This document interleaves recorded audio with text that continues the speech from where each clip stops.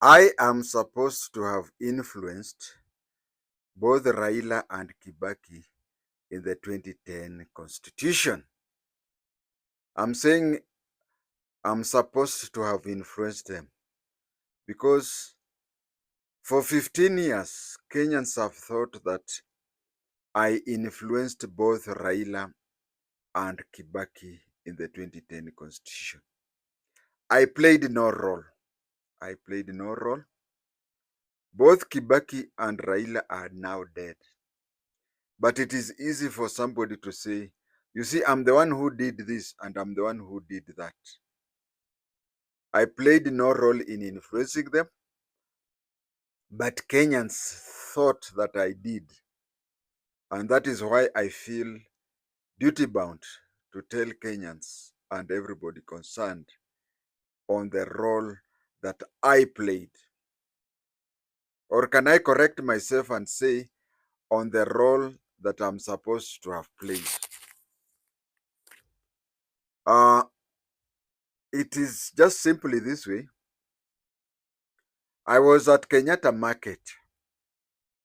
I was at Kenyatta Market at Galexon House. I was at Galexon House or the parking of Galexon House. The parking between Galexon House and Galexon Hotel. So I was there and I received a phone call. Of course, I knew who it was. It was my contact in the KTN. It was my contact in the KTN. That was before the 2010 Constitution of Kenya. My contact told me that they have come to realize that either I have a connection with both Raila and Kibaki, or whatever I publicly say, they put it into consideration. Whatever I publicly say is put into consideration.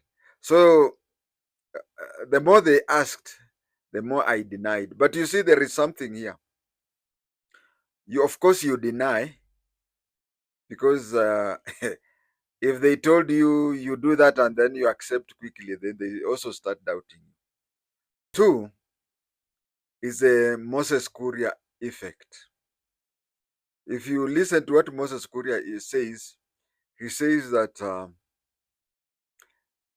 his activities, being at the right place and the right time, speaking the right things and whatever, made people believe that he had connection. So journalists started calling. Journalist gave him a name. They nicknamed him.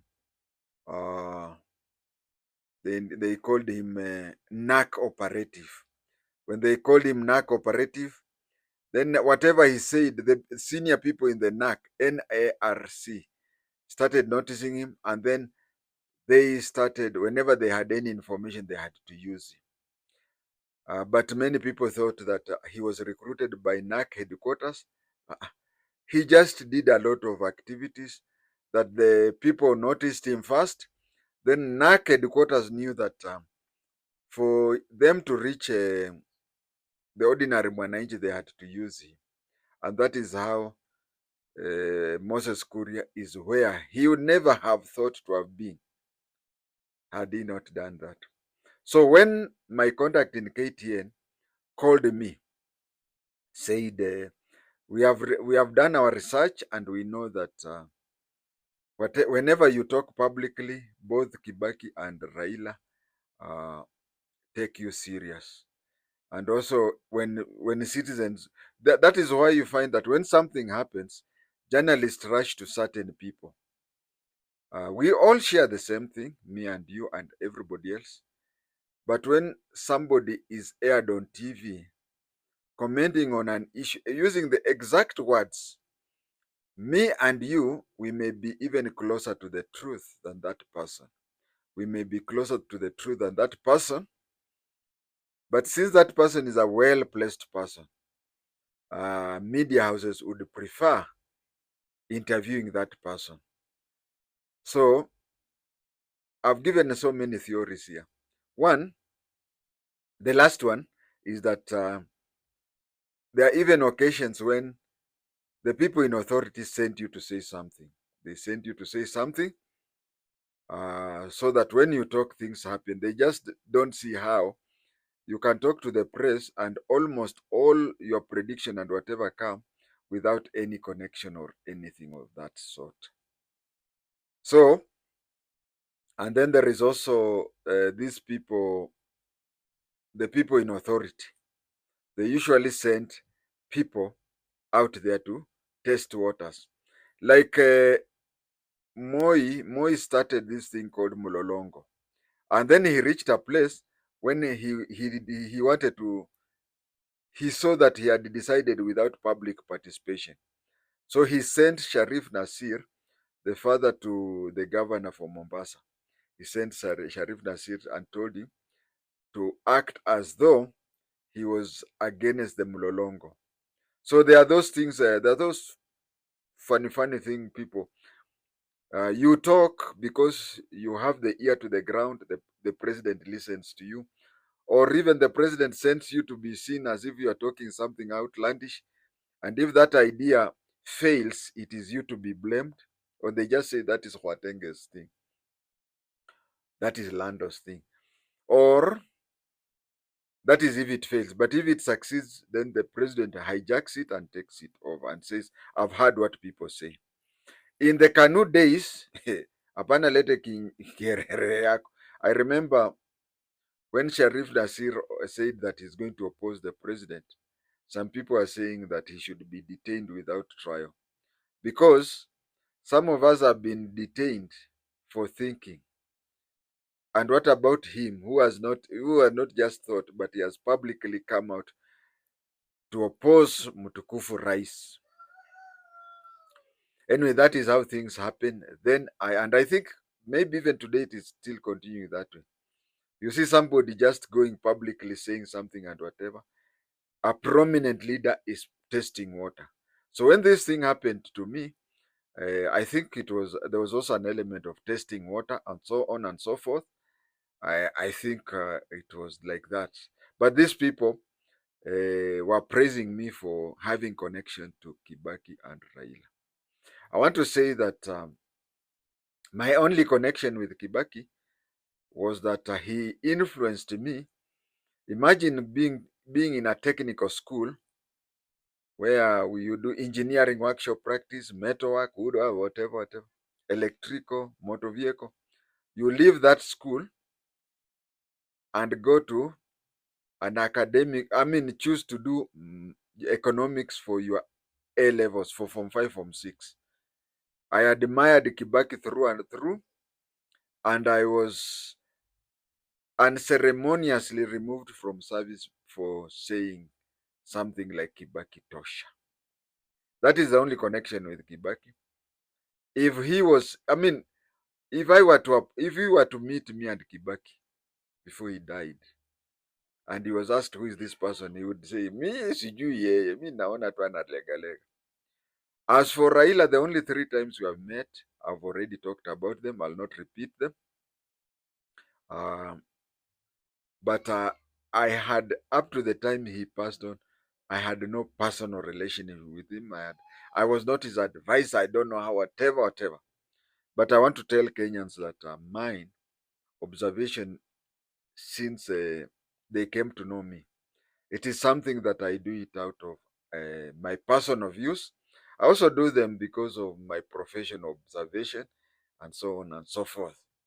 But my connection with Kibaki and Raila during the coalition government, I would be, during the Nusumkate government, I'd be lying. They are both dead. I would be lying to say that I had any connection with them. Not at all. Actually, you may have had a closer connection to one or even both of them than me by far.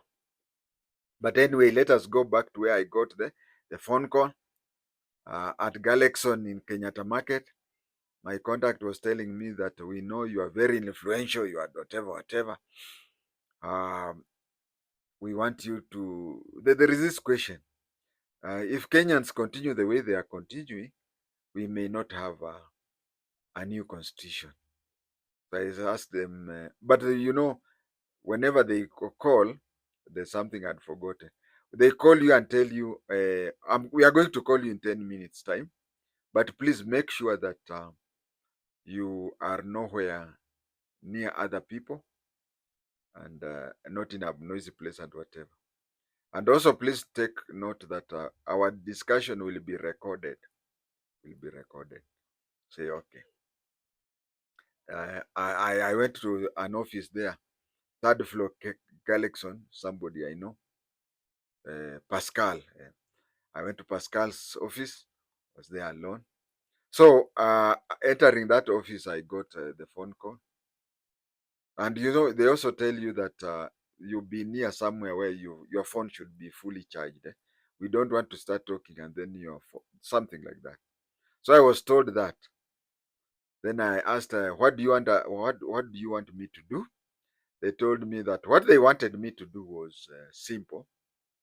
They wanted me to talk something on TV, something that can assist Kenyans get out of the quagmire. Are you willing and ready to do so? I said yes. Can you now come to town immediately? I said I can't. One, I'm at home in Oshago. Those who want to know where I come from, just Google map Daraja ya Lando, Daraja ya Lando. That's where I am. The Daraja, that is where that is the bridge named after my father. I said I'm somewhere. I have to go to the house, change the way I'm dressed. I cannot be interviewed on TV that way. Change, then take a vehicle to Nairobi. I think the best time to take the vehicle to Nairobi is I'll come with the night travel. Reach Nairobi around 4, and then we can talk during daytime, and then I'll come back with the evening vehicle. Said okay, but I was talking at Galaxon near Mbagathi District Hospital. So a few minutes later, I saw something in my M-Pesa. The following day, I woke up, dressed well, went and we met. I will not mention the journalist, but then we went and sat somewhere, and then I was asked about the 2010 Constitution. What are your views? I told them that the 2010 Constitution is easy, it is acceptable with everybody, and it is ready, such and such a thing. But the only problem we are having are two people. Kenya has no problem. The problem is to do with Raila, the person, and the problem has to do with Kibaki as a person. They are, if they come together, the next minute we will have a new constitution. I mentioned the names. I can't recall because I don't think those days Junet was powerful or anything. I don't think. But you see, Kibaki, it's just like today. Let me talk of today because I can't recall those people who were there those days. Like today, if not Uhuru, if Ruto and Raila have issues, okay, Raila died this week, but I'm saying supposing Raila and Ruto have issues, you find Kimani Ichung'wah talking, this fellow from Kisii talking, that is Ruto talking. You find on the other side a person like Junet Mohammed talking, that is Raila talking. So I said, when you see these people, uh, they are foot soldiers attacking each other publicly and so on, it is Raila and Kibaki attacking each other. Just like you can see, for lack of a better example, let us say that today Kibaki, Junet is talking a lot of things. Osore, it's called Osore, the fellow from Kisii. You see him talking another thing, Junet talking another thing. Don't take it that they are at it is Kimani Ichung'wah's. It is Ruto's saying that. And if you find another person, they're also saying so. Kinamili Odhiambo, just know that it is Raila who is talking. So I said that this thing can only be solved if a magic can be found where Raila and Kibaki are magnanimous. I'm not a Luo, I don't know English very well. To an extent that they accept to a joint thing to come together. On that very same day, we had the parliament extended late into the night. The parliament extended late into the night, where people, the trick people do even today. But those days, today, it has become better than what it used to be those days. But what today people do is, if something is happening that I'm not happy with, you see people rush to court. Yeah, nowadays people rush to court. They say that that thing has been done without enough public participation. It has been done without enough public participation. So you take it to court.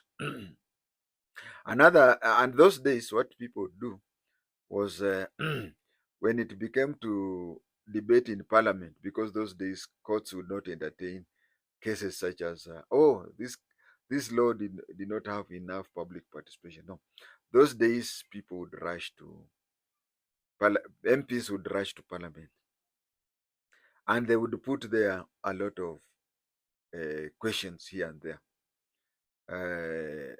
So that very same day I talked. When I went back, I used to, they called me when I was at Galaxon Hotel at Kenyatta Market near Mbagathi District Hospital. But after I had said that, and I told you, media houses don't pay anything. They don't pay anything, not even a single cent. If they were to pay anything, well, someone would stay somewhere and cook a very good story. Someone would cook a very good story and sell it to them. They don't buy information.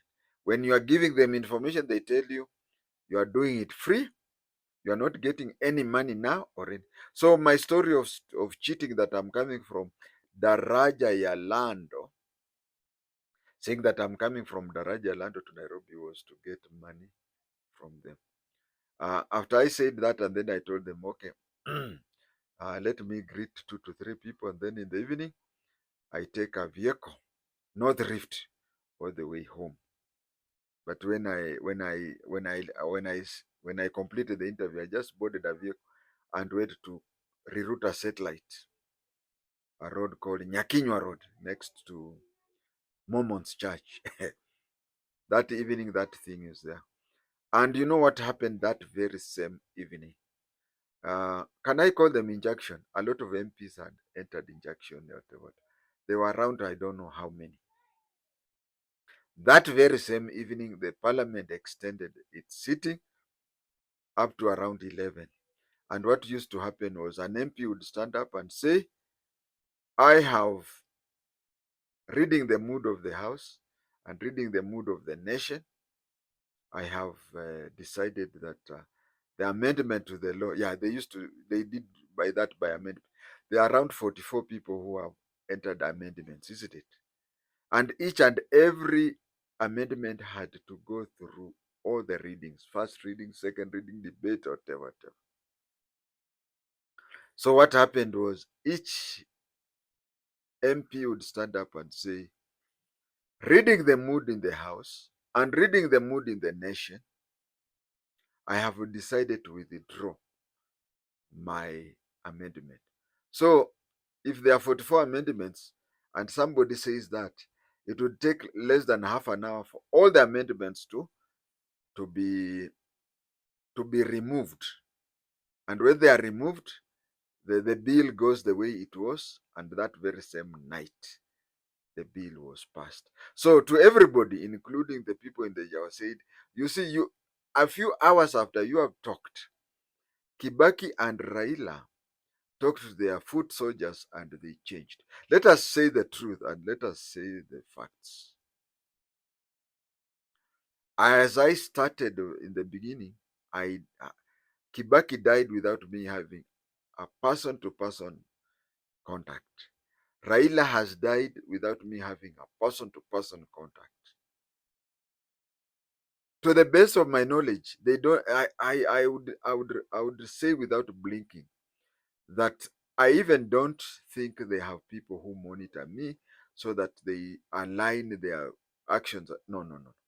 This is something that was done just purely coincidental. And let me tell you, for a person who was in that position, look at the two. Look at Kibaki. At that time, he was the president, he was the head of state and co leader of government. And Raila was just a co leader of government. These people have so many advisors, so many aides, both paid for the government and others paid for, I mean, either volunteering or paid for by the leaders or even from out of pocket for themselves. So when a leader of that statue that Raila was then, the statue of being the leader, the co-leader of the government on one side, and on the other side, a leader like Kibaki being the head of state and co-leader of government, they are not the type who would listen to a very influential person, that is me, and then within 2 or 3 hours decide something of a national magnitude. They do it. It is just that I was at the right time, at the right place, and did the right thing. So that is what happened in an incident where I gained credit, where it was just purely by coincidence. Uh, I don't want to, I just wanted it to be on record. I wanted Kenyans to know that I had no influence to either or both of them, but it is something that just happened that way. Another thing that I wanted to say before the cameraman switches off the light and the emergency light goes on, we have been having blackouts here. We are not even following Raila's thing. Our face is having that problem. I want to say that some of these things, when you know about the government, when you know how the government works and whatever, and if you have been in the government, there are some things that you can say and you can guess somebody rightly to an extent that people may even think that you have connection when you have no connection. That is my part for today. God bless you. Amen.